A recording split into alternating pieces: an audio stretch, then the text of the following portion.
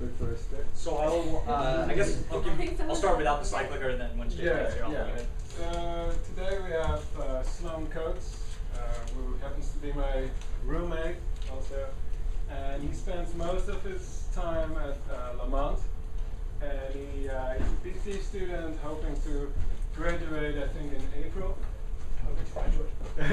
Well, he will. Everybody cross your fingers. So, thank you, Sloan. Okay.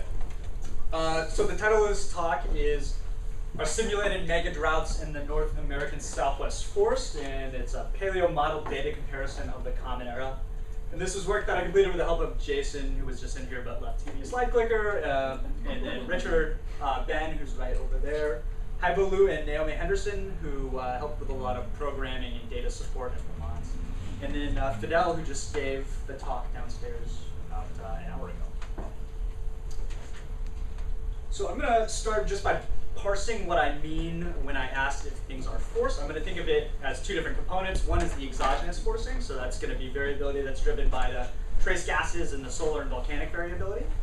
And then also, it can be forced by the SST boundary conditions. So that's variability that's driven by the dominant modes of atmosphere-ocean variability within the climate system.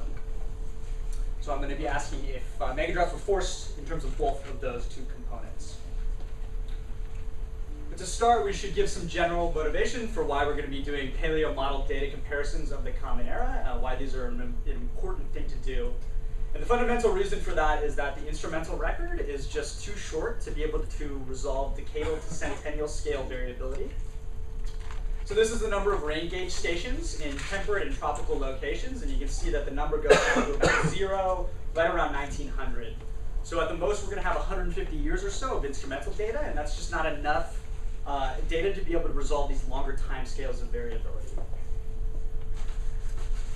The paleoclimate record of the Common Era is really going to be our best chance of extending that instrumental record back in time with similar temporal and spatial resolution. So we might be able to ask some of the same questions that we ask of the instrumental record, but geared towards much longer time scales. This other point, it might seem obvious, but forced transient coupled model simulations are available for the Common Era, and I'm sure a lot of people in this room know this, but it's incredibly computationally expensive to run last millennium fully coupled model simulation, and it really wasn't until the last decade or so that these types of runs were available. And so yeah, it's important to have this, and it wasn't until recently that it really became possible to combine these sources of information. And you might ask, well, why do we even care about decadal to centennial timescales? And I think one of the really dominant reasons for this is because we're interested in projecting future hydroclimate. So specifically, we want to know how hydroclimate is going to respond to increasing greenhouse gas concentrations over the next decade to century. So we're projecting the next decade to century, so we're inherently interested in decadal to centennial scale variability. Within that, we're interested in understanding how those forced changes due to the increasing greenhouse gas concentrations are going to combine with the internal variability that's inherent to the climate system in order to determine the actual impact of hydroclimate change in the future. And we're going to be using models to make these projections. So we want to know, okay, yeah. So we want to know that models are able to capture the full range of both those internal and forced components of hydroclimate change on decadal to centennial timescales. And the way we might be able to figure that out is by looking in the past and seeing if the models are able to simulate that type of variability. And the last point here is a more subtle aside, but when we look at the paleoclimate record, we have a record of past variability, but we don't really know what the full atmosphere-ocean state was during these interesting features that we see. The models, however, we have the variability, but we also have the atmosphere-ocean variables, so we can get a better sense for maybe how these decadal centennial scale dynamics might work. So the model might be able to inform our understanding of the real world.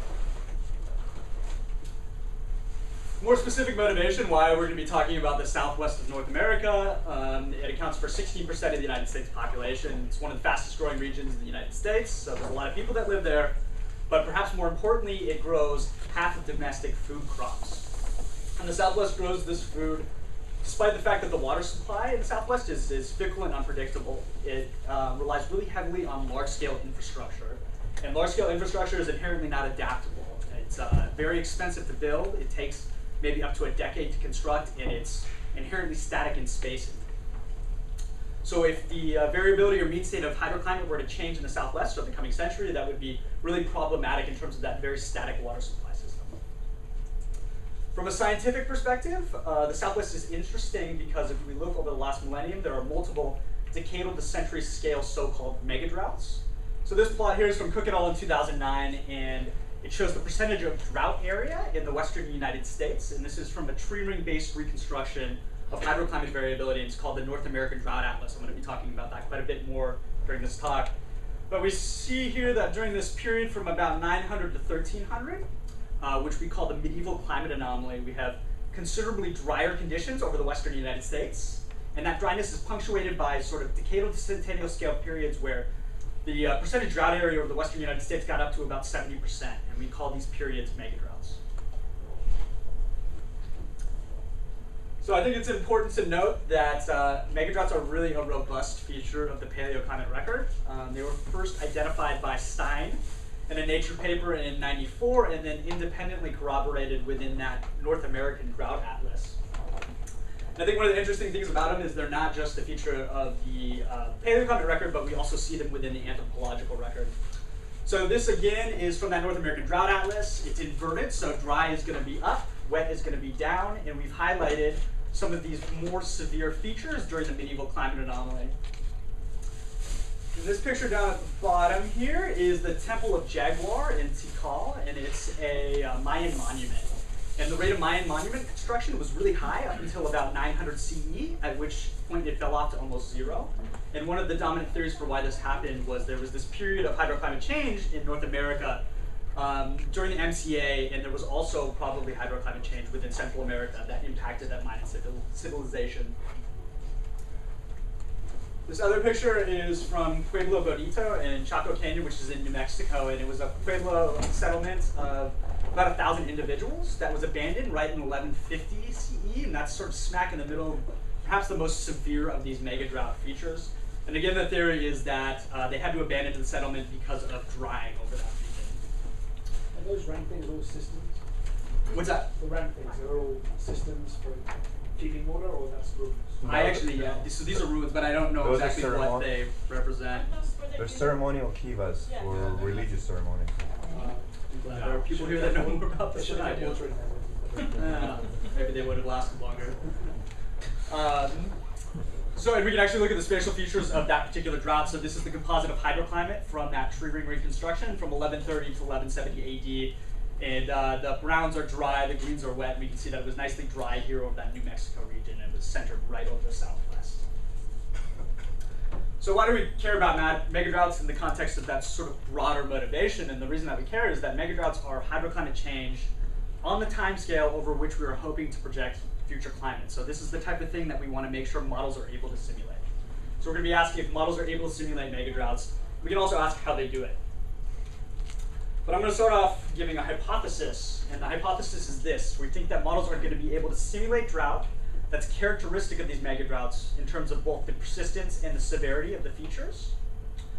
We're going to assume that these features are going to be exogenously forced, and because of the fact that we think we're running these models with realistic forcing conditions, at least a realistic representation of what happened in the past, we're going to expect the droughts in those model simulations to be contemporaneous in time with the ones that we see in the paleoclimate record. And the last point is we're going to figure that that exogenous forcing is going to provide changes in the tropical Pacific boundary conditions via some sort of ocean dynamical mechanisms like the thermostat response, which is then going to give us megadroughts via sort of classical atmospheric teleconnections. Why are you assuming?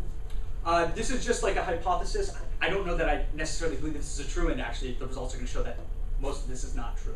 But I'm going to try to frame it in terms of confusing us. Yeah, I'm framing the results in terms of these three questions. Does that sort of make sense? These three hypotheses. So we're going to be asking: do they simulate megadroughts? Are they exogenously forced? And what about the tropical Pacific? But you'll look smarter if you turn the last one around. What's that? You'll look smarter if you turn the last hypothesis around and hypothesize that actually there's nothing. There you go. And But these are also hypotheses that have been put forward in the literature as the explanation. yeah, I would say that. But we don't like this kind of, oh, we're doing hypothesis testing. That's bollocks. We don't. So we should just say, hey, questions. When these megadroughts occur, do they occur? Do they have the right statistics? Are they contemporaneous with the forcing? And do these things happen via tropical Pacific? That's a much better way of saying it. Fair enough. And if you read the paper, that's exactly how it's laid out. This was more for the talk. Provocative. Okay, that's fine. And you might ask why point number 3, and the reason for that is that we haven't talked about the tropical Pacific, so why does that come in? And the reason is the tropical Pacific is really the dominant driver of interannual variability in southwestern hydroclimate. So if I want to know if it's going to be wet or dry in the southwest in any given year, I want to know what the state of the tropical Pacific is, and a La Nina-like state or a cold tropical Pacific is going to be the worst case for drought in any given year. And the other point here is why we're interested in the tropical Pacific is it's really the dominant hypothesis for how we got megadroughts during that MCA. And the theory is that we had a cold tropical Pacific during the medieval climate anomaly, and that was a hypothesis that was really buoyed by some paleoclimate evidence. So this was from Mann et al. In 2009, and it's a reconstruction of the medieval climate anomaly temperature field, and you can see this nice La Nina-like cold tongue in the tropical Pacific. So I should note that although this is good evidence for that being the case, there is some more recent work that has shown that if you change the proxy selection criteria or the reconstruction methodology, you get a very different answer for what the medieval climate anomaly temperature field looked like, and it is not La Nina-like. So this is not set in stone, but it is our first best guess for what happened. So we're going to start by talking about megadroughts within this ECHO-G model that Fidel talked about earlier. And the reason that we did this is at the time I started my PhD, it was one of the only sort of paired simulations where we had both a pre-industrial control run and a force simulation that were both millennial timescales. And this work that was published in the Journal of Climate last year. So I'm going to start with some methods. We're going to create a hydroclimate index, and we're going to do that by taking June, July, August Palmer Drought Severity Index. I'm going to call this PDSI from here on out. And that's going to be from that North American Drought Atlas. So it's a tree ring-based reconstruction of PDSI. And I'm going to call that the ground truth or the past observed variability. I think it's important to know what PDSI is, and it's pretty straightforward. It's just an offline model of soil moisture balance. It's calculated from inputs via precipitation and losses due to evapotranspiration. So instead of directly measuring the soil moisture, we're going to estimate it, and we're going to use energy balance and water balance considerations to do so. For the model, we're going to use the inherent model soil moisture. We're going to do that because we have it, and there's no reason not to. And as I noted, we're going to use both a forced and a control simulation from that ECHO-G model. So we're going to take this data, and we're going to create a hydroclimate time series by averaging the PDSI and the soil moisture over what we're going to call the Southwest. And you can see the boundaries of the Southwest here in this map on the inset, and here's the actual bounding coordinates if you are interested.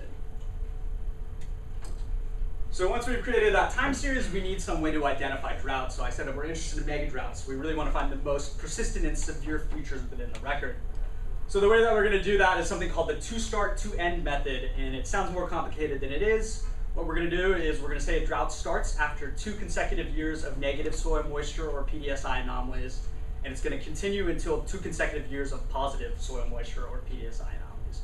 So we're going to allow positive excursions, but we want sort of the low frequency character of the time series to be below the mean. We then need to rank them because we're interested in only the most persistent and severe, and we're going to use drought density to do so. This is, again, very straightforward.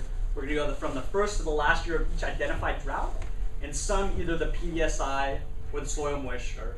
The most negative value of that sum we're going to consider to be the top ranked drought. And we're only going to be looking at the top 5 droughts, and we're going to look at them in the models and in that paleoclimate record. We're going to compare them to see if they have similar features, and then within the models, we're going to look at those dynamics. And you might say, well, this all sounds terribly arbitrary, and it is arbitrary in some ways. Fact of the matter is there's no absolute definition of drought.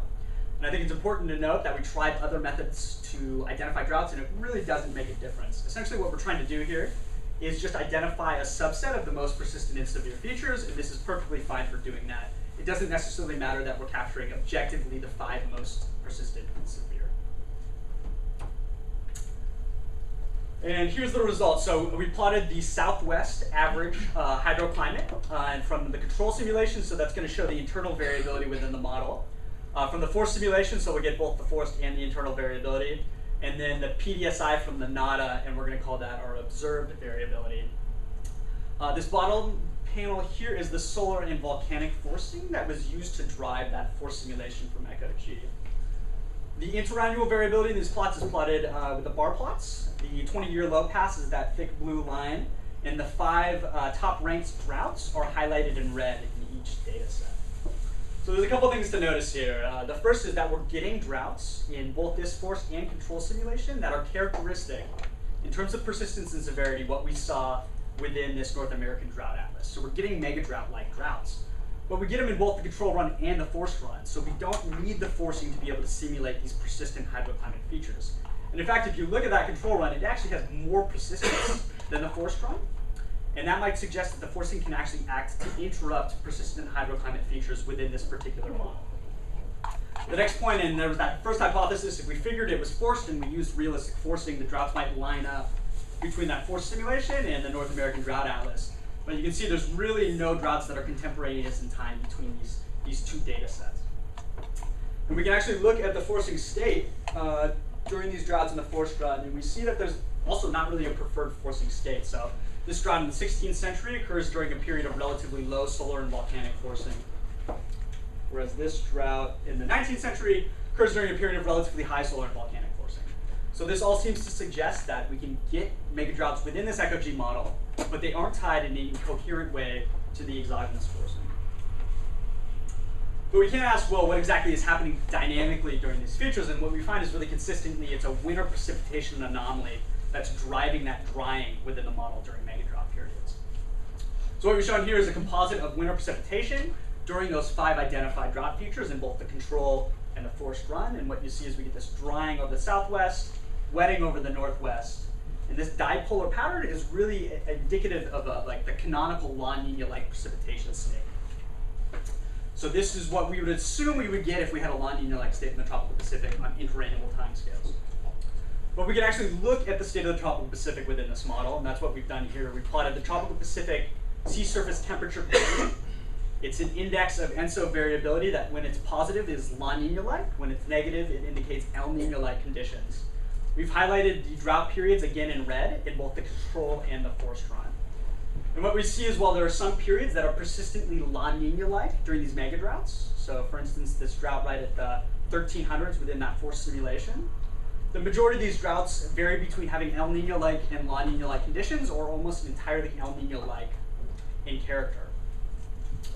And we can actually look at the other dominant modes of atmosphere-ocean variability within these models, like the PDO and the AMO. And what we find is that actually stochastic atmospheric variability within this ECOG model is able to drive persistent hydroclimate features. So we're getting a La Nina-like jet stream shift and associated winter precipitation pattern on decadal timescales, but driven just by the variability of the atmosphere within ECOG.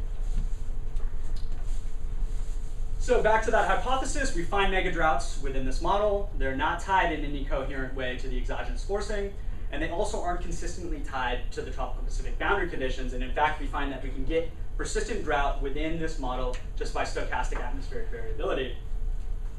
And so the question is, well, is this a robust model characteristic? It could just be that the ECOG model has biases inherent to it that make it so that it's really not good at simulating hydroclimate on these timescales.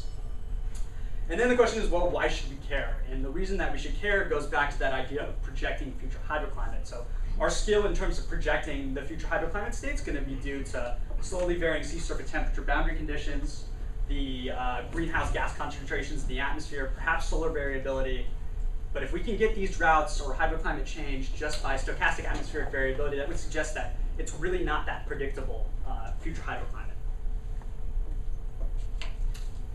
So we're going to ask that question, is this a robust model characteristic? And we're going to do that in a multi-model context that became possible with the CMIP5 and PMIP3 model output, where we now have a lot more simulations on these timescales, and we have both forced and control runs to ask some of these same questions. And I'm presenting 2 papers here. One was published last year in Geophysical Research Letters, and the other is actually, it's not in review, it's in press now at the Journal of Climate. So this is just like that ECOG plot. We're looking at the time series over the southwest, but now we're going to be looking at 6 different models. We have a model from MPI, MIROC, IPSL, GISS, CCSM, and BCC. Again, we're going to use that North American Drought Atlas as the ground truth. We've extended the record from 2005 to 850 now, so we're looking at a slightly longer period. And again, we're showing the interannual variability in the bar plots, the 20-year low pass in the blue line. The 5 droughts, or 5 top-ranked droughts, are highlighted in red. I think there's one more point that's really important to make. I'm no longer using the inherent model soil moisture. So these models have very different soil moisture schemes, and it makes it so that it's very difficult to compare the inherent soil moisture output. So instead what we're going to do is we're going to calculate PDSI offline, and we're going to use net radiation and precipitation as inputs.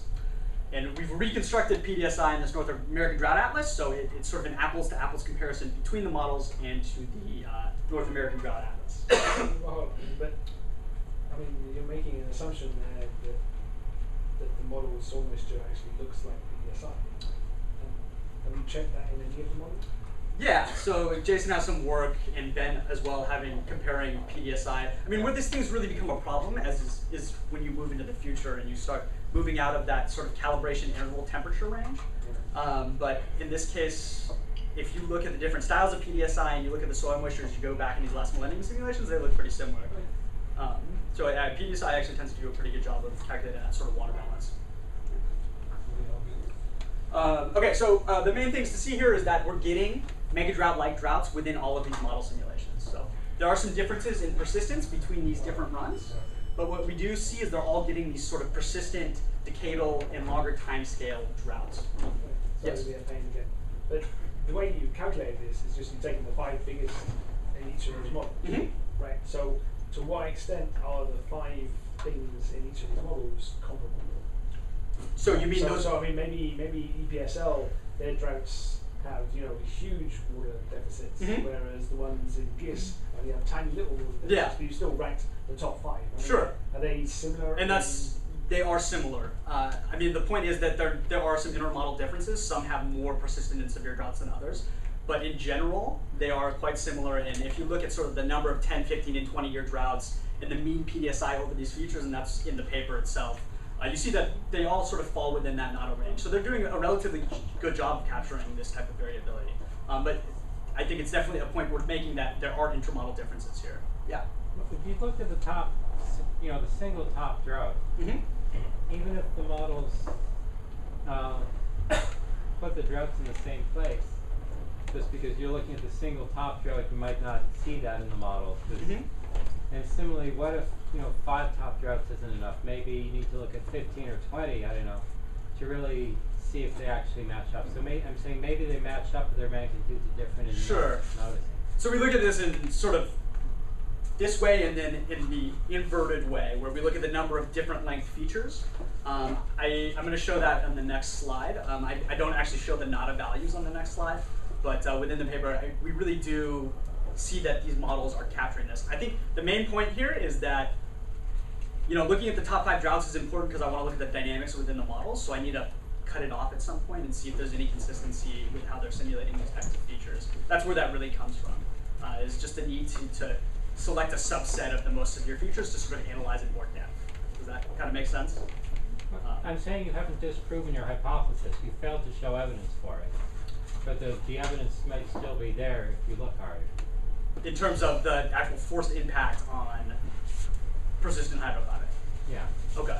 Are these predictable, or do they happen at random, at least random to us times?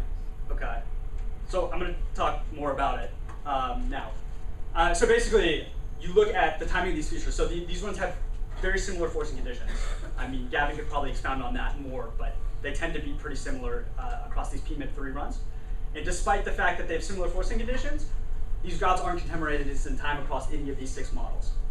Not only that, but if we look at the correlations between this Southwest time series on interannual and longer timescales, there's no statistically significant correlations.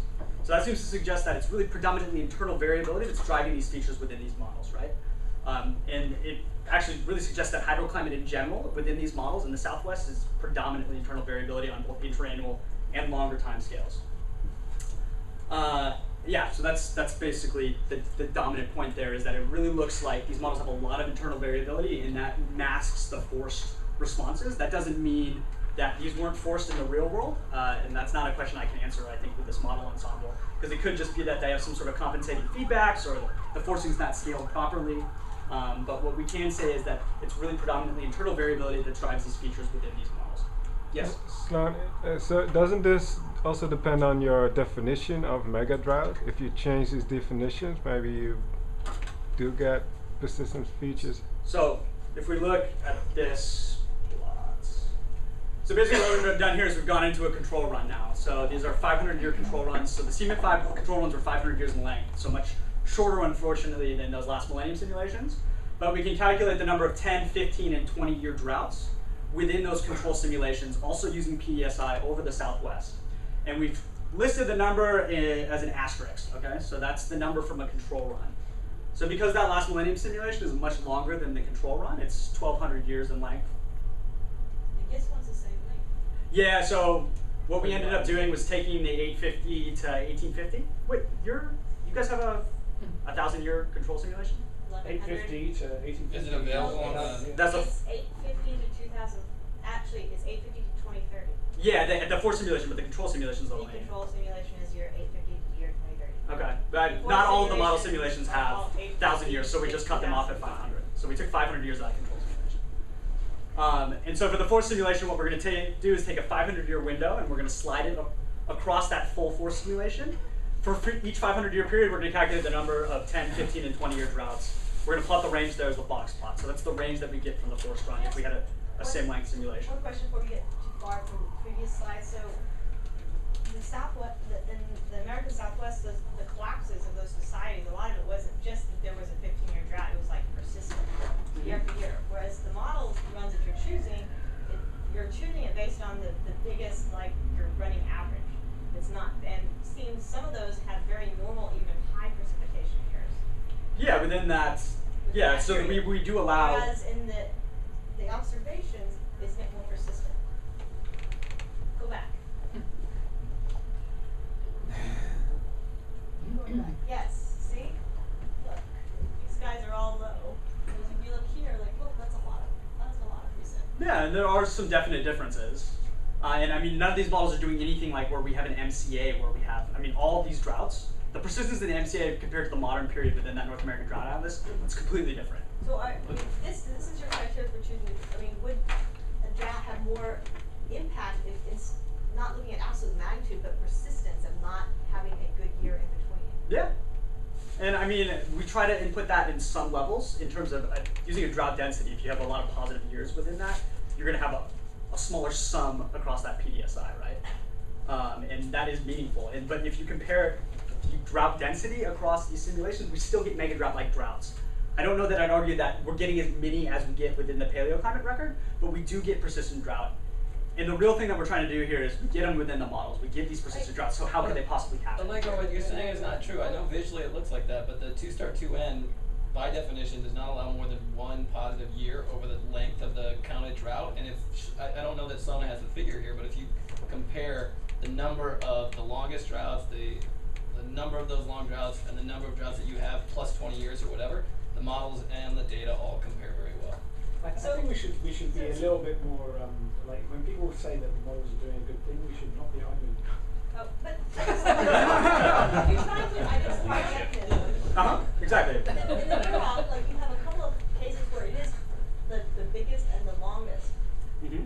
Do those look different than the ones where you have maybe the absolute biggest, but there's a lot of variability? Like the last drought you choose in the mirror, is that very different in nature from the So we look at composites and then we look at the impact on the individual droughts. I'm not going to show the individual drought stuff, but that's within the paper. You can look at actually what modes of variability were related to specific droughts.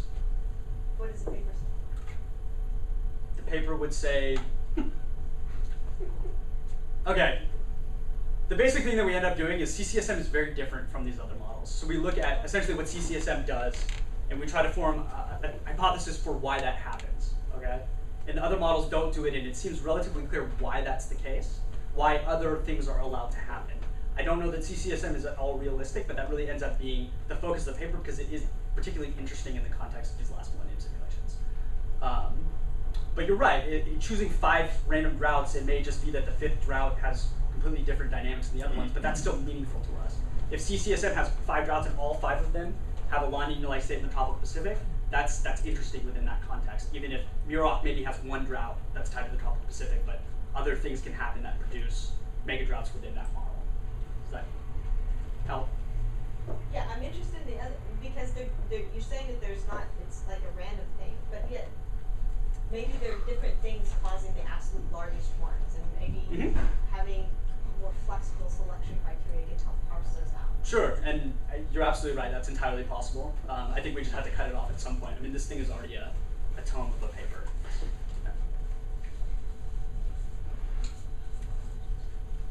So again, we're looking at the control run values, and then we're looking at the range from those force simulations, 10, 15, and 20-year droughts. And what we see is, again, some of this interesting behavior where we actually have more persistence within control runs. So that's true of the Miroc model and the IPSL model. We're getting significantly more droughts within that control run that we get in 500-year segments from the force simulation. So that, again, might suggest that the forcing can act to interrupt persistent hydroclimate within some of these models, like we saw for ECHO-G. The other force simulations tend to have control runs that either fall below the forced range or within that forced range for the most part. Whatever it is, we don't really see any consistent impact of the forcing on megadroughts within this sort of ensemble of models. And we're going to be looking at control simulations for the most part from here on out. So we can again ask what exactly is happening during these megadrought periods. And again, we see that megadroughts result from anomalously low winter precipitation. This is the composite over those 5 identified features of winter precipitation. And we again see drying over the southwest, wetting over the northwest, and this would be indicative of a La Nina-like state in the tropical Pacific. But in ECHO-G, we saw that we could get that on decadal timescales by stochastic atmospheric variability. So what's happening in these models? So this plot is rather in-depth, and I'm going to try to explain it in terms of that tropical Pacific SST gradient that I introduced earlier. So we have 6 different models, and each of these models has a circle. If I were to have that circle be at 100% in the drying mode direction for the tropical Pacific SST gradient, that would say that during those 5 identified features, the tropical Pacific was entirely La Nina-like. Okay, so every single year had a La Nina-like state in the tropical Pacific. If I was at 100% in the wetting mode, that would mean that every year was El Nino-like in the tropical Pacific. Okay? I'm going to do this for a bunch of different modes of variability. And our understanding of the wetting or drying mode direction comes from the impact of that mode of variability on hydroclimate over the southwest during the instrumental period, so from the actual climate system. So we're looking across all 5 droughts. We're going to fill a circle as significant at the 95% level, and we test that using a distribution and autocorrelation preserving bootstrapping method. So we're basically just doing bootstrapping, but instead of preserving just the autocorrelation, we're also going to preserve the distribution in the case that, for instance, the tropical Pacific gradient tends to be below 0 more often than above 0. So we're going to look at the AMO, Atlantic Multi-decadal Oscillation, the Pacific Decadal Oscillation, an index of equatorial Atlantic SSTs that we use because these models tend not to have a very good expression of the AMO over the tropical Atlantic, and it's really been shown that it's the equatorial Atlantic that's going to give you that hydroclimate impact over North America. We're also going to use an Indian SST gradient index, and then we're going to use 5 different indices of ENSO, and the reason that we're going to do that is because we don't want to make the assumption that across all of these models the same ENSO index is going to be able to accurately characterize the ENSO variability. So we're going to use that tropical Pacific gradient, which is an index of the temperature gradient across the tropical Pacific, and then we're going to use the Nino 1.2, Nino 3, Nino 3.4, and Nino 4 indices. So these are single box indices of temperature variability where you cut a box out of the tropical Pacific, you average the temperature, and that gives you an index of ENSO variability. So the main thing to notice here is that the CCSM model seems to be really exceptional in simulating megadroughts that are consistently forced by the tropical Pacific boundary conditions. So each of these droughts has a La Nina-like state in the tropical Pacific, and in total 78% of sort of megadrought years have a La Nina-like state. So we're interested particularly in the CCSM model to try to see what's going on. So we're going to ask 2 questions. We're going to ask what is happening in the tropical Pacific during the identified megadrought periods. Are we just getting the shift towards a La Nina-like mean state, or are there also attendant changes to the ENSO variability? And we're also going to try to ask again if these mean state changes are forced or internal. And then we also want to ask why the CCSM model has this sort of exceptional connection between megadroughts and the tropical Pacific Ocean.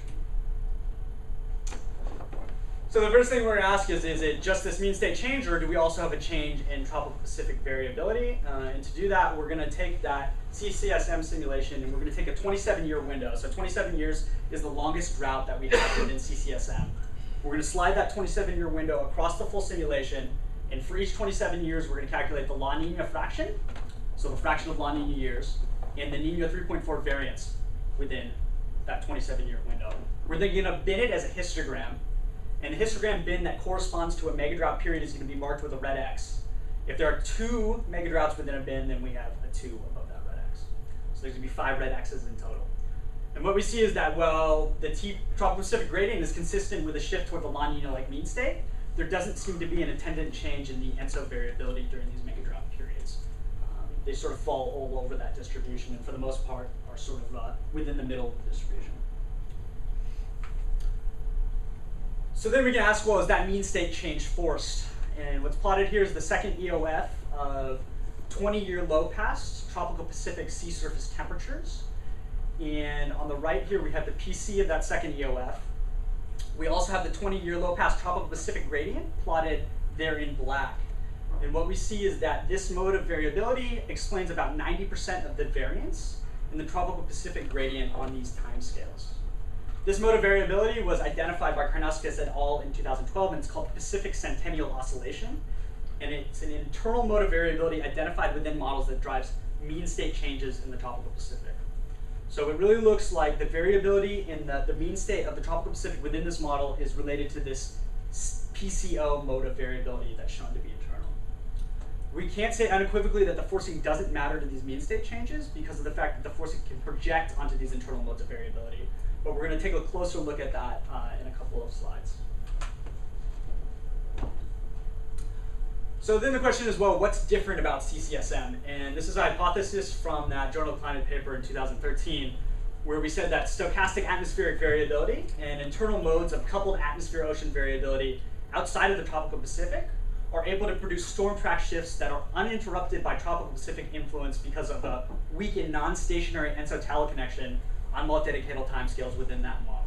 So we were thinking that the fact that it has relatively weak ENSO and that the impact is non-stationary allows other modes of variability outside the tropical Pacific and just the atmosphere alone to produce these persistent features, whereas that might not be how it happens in the real world because the tropical Pacific is just too strong of a beating drum in terms of hydroclimate variability.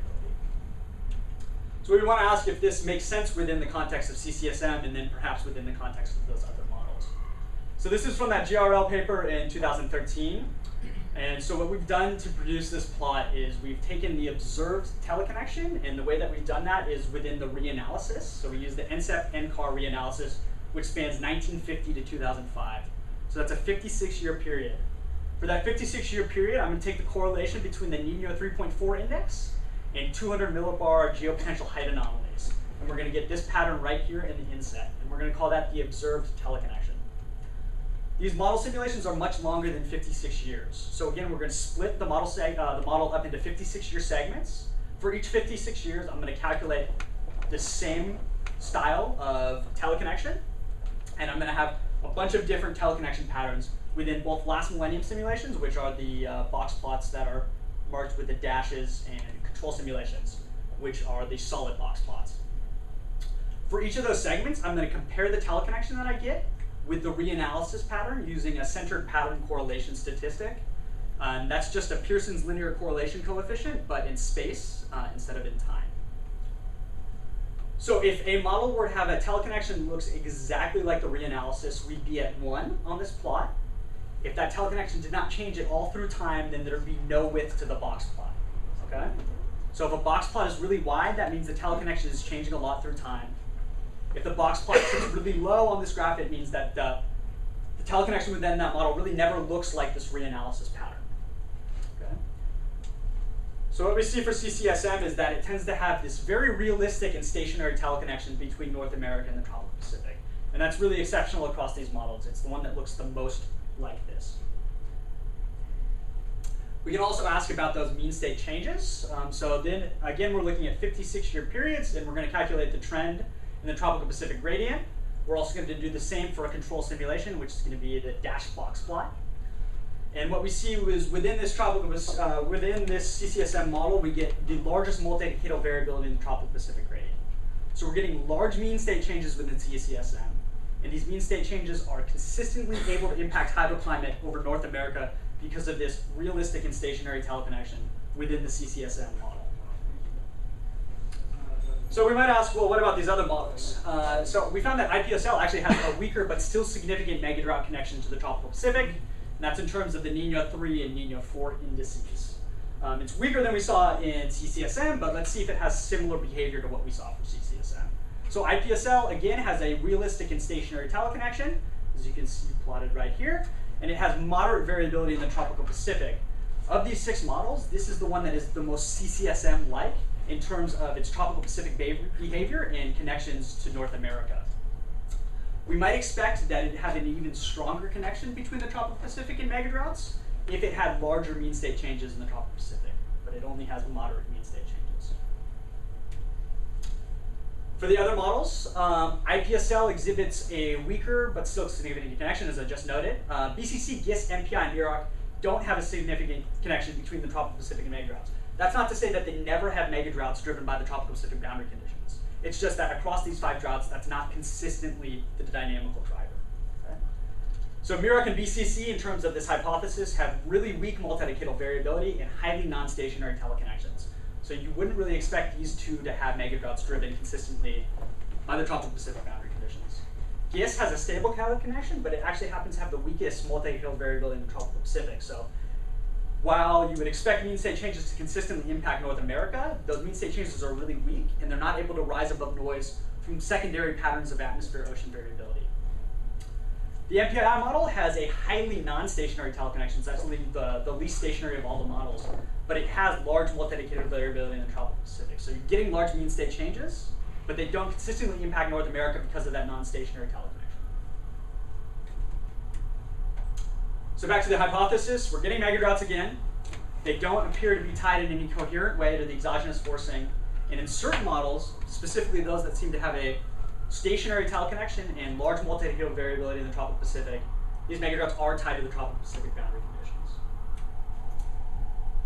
And that's pretty much it, but I just want to make a last point on paleo model data comparisons, where and when they might be useful. And I think they're useful in the context of any climate feature that either has long time scales of variability or is rare, which means we're going to have too few degrees of freedom over the instrumental record to be able to really characterize these features properly. And that's going to be things like megadroughts, also pan-continental droughts. That's a paper we've written that we have in review at Journal of Climate. So pan-continental drought is something that just doesn't happen very often. So we can't properly characterize the dynamics that produce it over that instrumental record. We can also look at features that, while they have a lot of interannual variability, so you might be able to capture them in their characteristics over the instrumental record, they may be non-stationary in their relationships. And that would be something like teleconnection stationarity. We've done that within a model context, but not in a paleo model data comparison framework. And then winter to summer precipitation phasing in the Southwest, so between the monsoon and winter precipitation, and that's a paper that we are just finishing up as well. So that's it.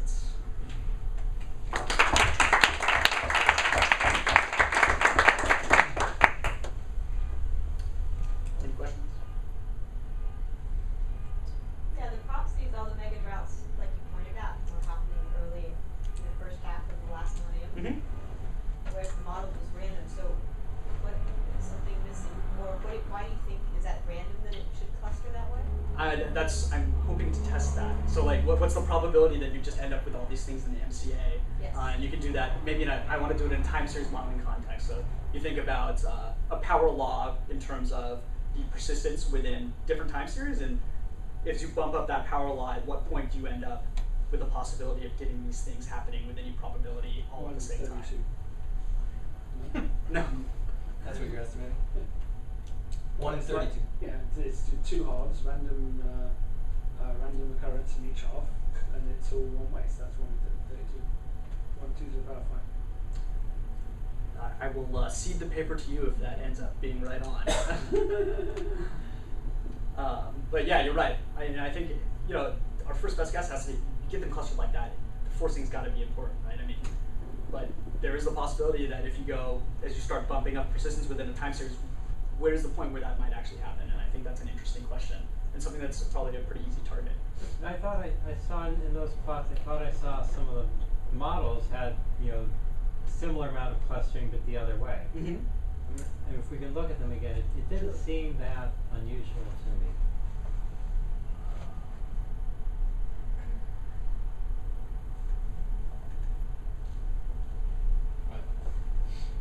So yeah, I mean, I think you could argue BCC's got a similar amount of clustering right there in the middle. IPSL, some degree. Yeah. These are the last millennium, yeah. But yeah, I don't end up showing the time series for the control runs. It's just those sort of summary statistics. I mean, it's not just the clumping, right? I mean, the hypothesis as it's gone has been that you have increased solar irradiance during that last part of the first millennium, early part of the second, and there have been these discussions about how that might then feedback on tropical Pacific responses. Mm-hmm. So there's a mechanism that's been proposed based on our knowledge also of what the forcings are expected to have been like at that time. That's also been underneath this assumption that these were forced. And I think it's important to note, I mean, you see CCSM has this connection to the tropical Pacific, but CCSM's teleconnection to the tropical Pacific, it's really unusual within the model ensemble in a way that doesn't look particularly realistic. I mean, it's so dominant over North America that things like the AMO and PDO just don't really have an impact within CCSM. So I'm not trying to assume that CCSM is perhaps more realistic. I might almost say that this connection to the tropical Pacific that we see within CCSM is maybe not that realistic. What is the proxy evidence, direct evidence of ENSO? Direct evidence of ENSO? Yeah.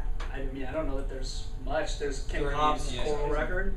Well, there's KIMS, and then there's the survey that Richard did where they basically simulated an MCA hydroclimate with some coral estimated SSTs, and then mapped out individual proxies globally that showed a strong consistency with what they would expect as an ENSO teleconnection pattern during those times. But a lot of other stuff has trees, so it would be problematic in that kind of, it sees the megadroughts and knows that you get this pattern from the tropical Pacific over the instrumental record, and it just projects that back in time in a way that might not be realistic. No, I meant more like chem stuff. Yeah, Like, right.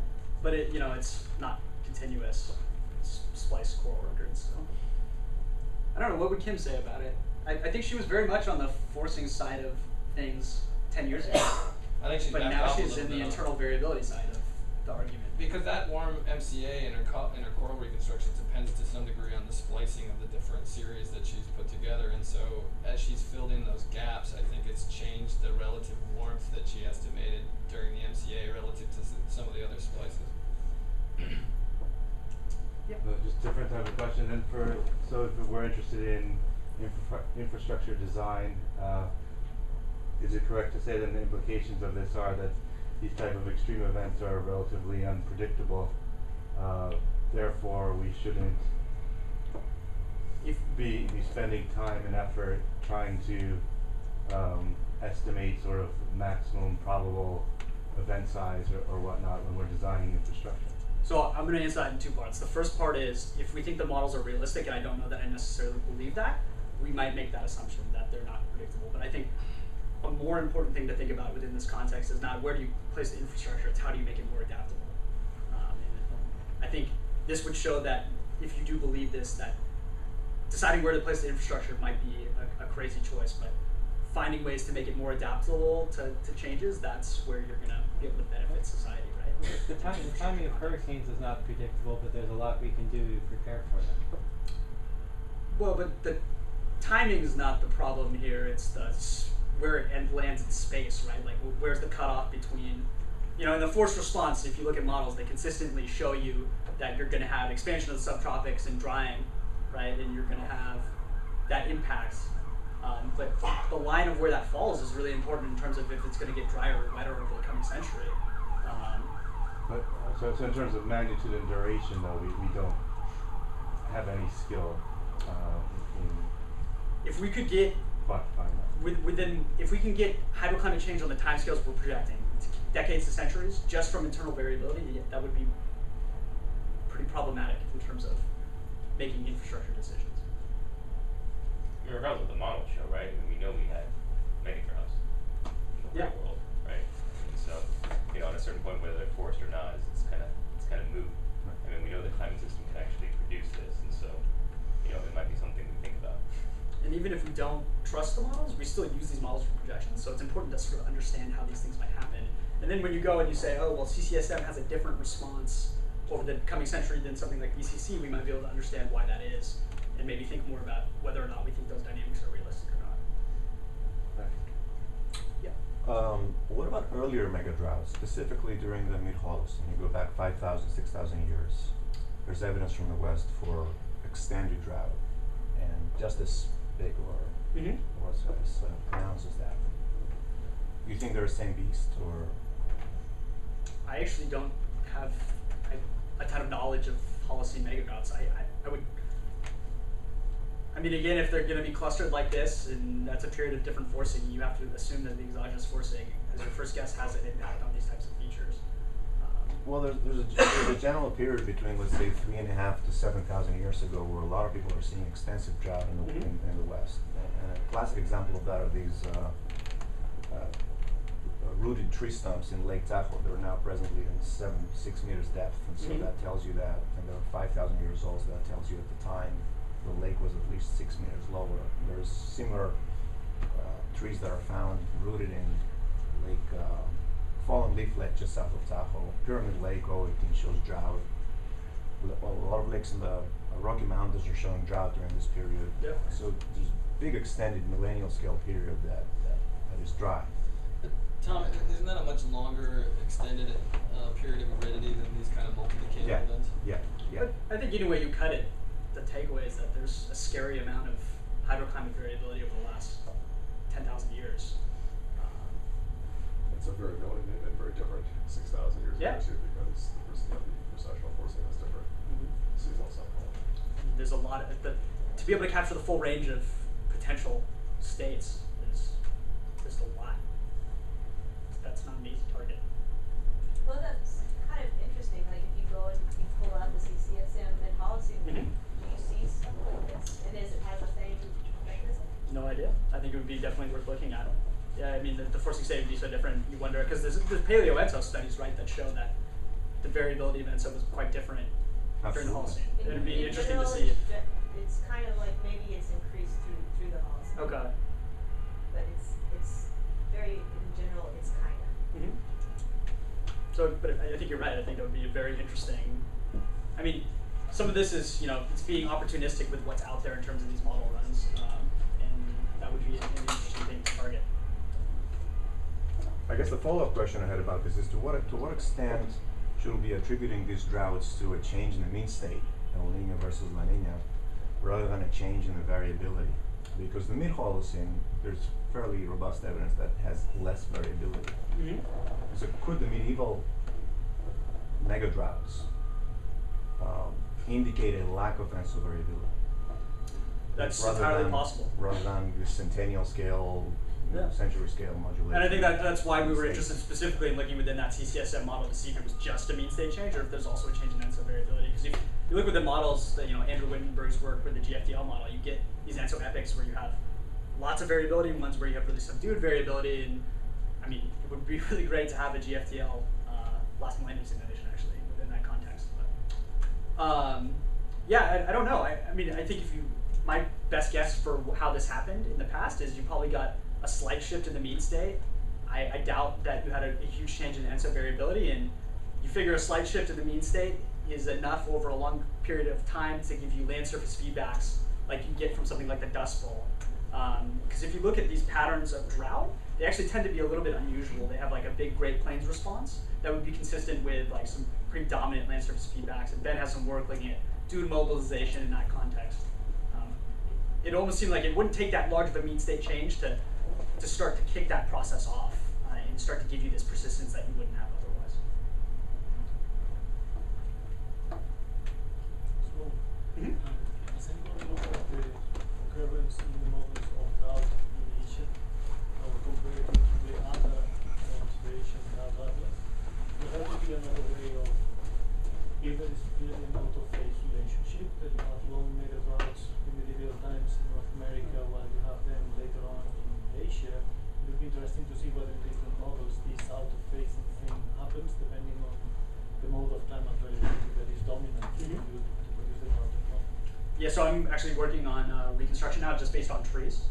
So spatial variability within the tree ring atlases to try to reconstruct what the past atmosphere ocean state was during these features. So just looking at a couple of variability, because we also have a European drought atlas now that goes back. The bummer with the Monsoon Asia drought atlas is it stops at 1300, so we lose out on some of that really interesting variability. You can still do the Stuff's same going backwards analysis, forward. right? You can still see whether there's any sense in which the models are producing a forced response. In fact, I mean, you could do that analysis everywhere, right? So just break up the whole world into chunks of area, and then see, you know, do this analysis for the whole thing, and then see, is there anywhere where there seems to be a statistically significant exogenous forcing of drought? And it might be there's nothing anywhere, right? You know, we've been focusing on the southwest because that's where we got the data. Yeah, right. But like, you know, you could just do a sweep and say, hey, there's no evidence for it anywhere.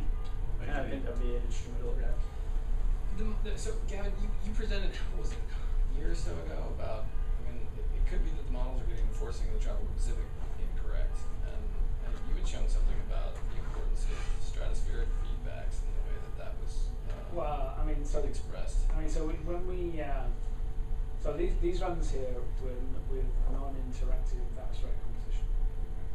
So when you put in solar forcing, you know, you have some response, but when you include things like ozone feedbacks and, you know, and other chemistry feedbacks and things, it increases the size of the response, and so you see more of a response in the tropics. You see more of a response in tropical rainfall. There's a couple of our runs where you see something that looks kind of like a La Nina, but, you know, it's all kind of barely statistically significant if at all. Now, you know, with respect to all of these models, you know, it could well be that, you know, they're not responding strongly enough to the solar forcing or even the volcanic forcing, or an appropriate way. So, you know, you have to factor that in. Plus, you know, you don't know what the time series of the TSI or the volcanic aerosols really was. So, I mean, those are important caveats. Is that looking at coastuses, like time slice things for the last one? No, looking at the solar only runs that we did for the 20th century. This does have to be split up. I mean, I think what some of the work that Sloan's doing and some of the proxy evidence there, it seems to suggest that there was a La Nina-like state through much of the MCA. Whether or not it was forced, I think, is wide open in terms of whether or not that was something that was a product of whatever internal variability exists in the system, or whether it was actually forced into a La Nina-like state that brought these about. Oh, hold on. How do you conclude that? You said that in all the models you get, it's only in CCSM where there's a clear connection. I'm not basing it on the models. I'm saying that if you look at proxy data, there's, I think, better than 50% chance that La Nina conditions accompanied these megadrought periods. Whether or not those La Nina conditions were forced is unclear. And you certainly can't say it with these models. So these models seem to do it in a lot of different ways. CCSM certainly does it through a tropical Pacific teleconnection that's not forced. So if you take them at face value, it does appear that through some model configurations you can actually get tropical Pacific boundary conditions that force megadroughts. But through internal variability, there's no evidence in these experiments that suggests that any of those tropical Pacific conditions are forced by exogenous forcing. Right. So it's two different things. It's two different, when we talk about forcing, it's two different forcing characteristics. The tropical Pacific boundary forcing, which can be internally variable, and any kind of exogenous influence on that on the tropical Pacific condition. Do the exogenous forcings tend to reduce the length of the droughts? Well, some of what Sloan shows is that in some cases they do. Which I think that's really surprising. I mean, in my opinion, the atmosphere doesn't have a lot of memory, right? And so you expect it's got to come from the SST boundary conditions, or if you really want memory, then maybe the exogenous forcing. The fact that in some of these models it goes the opposite directions. Yeah, maybe it's a function of the fact that they don't have a deep enough soil layer. Could be. If they had a deeper soil layer, there'd be more memory of soil moisture conditions from one decade to another, and that might change the persistency just on its own. Well, snow from 1 year to another. Well, snow there is in the models, right? I mean, so there's not. But I mean, the point this morning was that you truncate variance if you keep the soil layers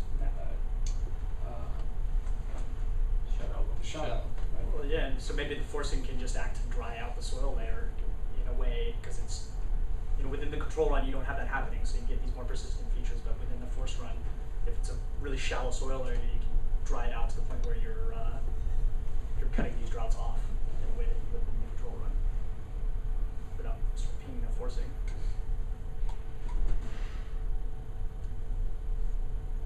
Isn't that going the wrong way? No, the control runs have more persistence than the funny. force run. So like you think about if you have a very shallow soil layer, right? Well, go to the next picture in your slides, right? Didn't you have that comparison? Yeah, that's right there. Right. So I'm talking about like MIROC or IPSL. Yeah, okay, but BCC and CCSM are the opposite. Yeah. Yeah, so then why would that be? And if you have a very shallow soil layer in MIROC and IPSL, maybe the forcing can dry it out in a way that you just don't get within the control run, and that acts to impact these things, just having solar variability. Whereas in CCSM, the deep soil layer. Envelope and 5, what is the box? It's yeah. So the box is 2575 mean or 2575 median, and then the full data range, excluding outliers, or the whiskers. Excluding outliers. Yeah, I don't think there were any outliers. Oh, okay. Yeah. Because you've only got a few numbers. Yeah. So pretty much everything is in that one. Yeah, there were no outliers in this particular model. So do all these models create nice persistent ridge systems in the winter when you're getting this drying? They dynamically, do they have the same kind of behavior? Well, in terms of like the actual megadrought causes, it looks like the same sort of jet stream shift that's giving you this La Nina-like drying pattern. I mean, there is consistency in terms of how they do the megadroughts. Just that, how do you get that jet stream shift? That's where they seem to disagree. I mean, I think it's kind of cool because the last millennium runs are a set of like really essentially long control simulations because the forcing's not that big. But you get to look at the range of variability in a way that wasn't really available before. Yeah, I mean, it's an amazing collection of the playground to try to look at really interesting features. I think that's a nice note to end. I propose to keep the discussion offline. So thank you.